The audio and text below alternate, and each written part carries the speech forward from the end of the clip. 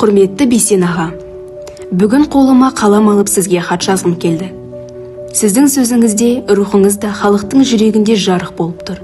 Себебі сіздің әр сөзіңіз адамға бағыт, әр қадамыңыз үлгі еді. Аға, сіздің жанарыңыздан мейірім төгіліп тұратын.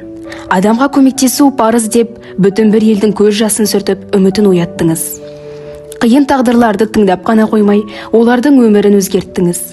Кеңескенге кемер, сүрінгенге демеу бола білдіңіз.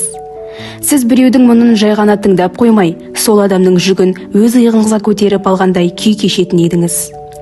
Қанша тағдырға араша түстіңіз, қанша адамның өміріне жарық сыйладыңыз. Бәлкім, біз білмейтін жақсылықтарыңыз одан да көп шығар. Сізге көптен бері өзімнің ойымда жүрген арнауымды жазғым келіп отыр. Теңеймін сізді жүрегі жомарт жанға теп. Қамқоршы болдың, қамқорсыз қалған жандай кеп. Өткенді кері қайтару мүмкін болса егер, болмады бірақ қылсақты қанша қарекет.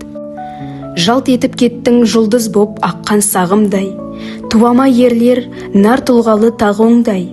Білемін, бәр айтуға оңай болғанмен, еңбек еттің халқыңа ешбір тынбай. Ел қуанды, сен марқайып күлгенде шын, ер тұлға еді жанаға білгенге шын. Есіміңді ел мәңгі ұмытпайды, жасаған жақсылығың ұрпағы үшін. Сіздің жақсылығыңызды ұрпағыңыз ешқашан ұмытпайды. Бейсен ағам, сіздің сөзіңіз тек құлаққа емес, санаға да жететін. Адам болу ең қиын мамандық дейтін едіңіз. Сол сөз бүгінде маған бағыт көрсететін шамшырақ сияқты. Еліміз бүгін өркендеп, әр отбасыға жақсылық келіп жатқанда, сол өзгерістердің артында сіздей адал жүрек бар екенін әрқашан ойлап тұрамын. Егер сіз бізбен әлі күнге дейін жүрсеңіз, қанша адамның жүрегіне үміт сыйлар едіңіз, қанша жасқа бағыт берер едіңіз. Елімізде болып жатқан жақсылықтарды көріп, халық үшін істелгеніз, ең үлкен еңбек деп күлімдер едіңіз деп ойлаймын. Аға, сіз өмірден өткенде ел сізді бір күн емес, ұзақ уақыт жоқтап еске алды. Өйткені сіз кетсеңіз де, жүрегімізде бір бос орын қалды. Мен кейде ойлаймын, осындай адам болу үшін не керек? Қалай осындай жүрекпен өмір сүруге болады?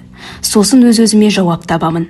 Жүрек таза болса, ниет адал болса, адам ешкімге зиян тигізбей, жақсылықты өмірінің мәні етсе, дәл сіздей бола алады. Сізге айтар бір ғана сөзім бар. Рахмет аға. Өміріңіз үшін, өсиетіңіз үшін, қалдырған ізіңіз үшін. Сіз бізбен әлі де барсыз. Жүрек төрінде, естеліктің ең жарық жерінде. Ізгі құрметпен сізді үлгі тұтатын оқушыңыз.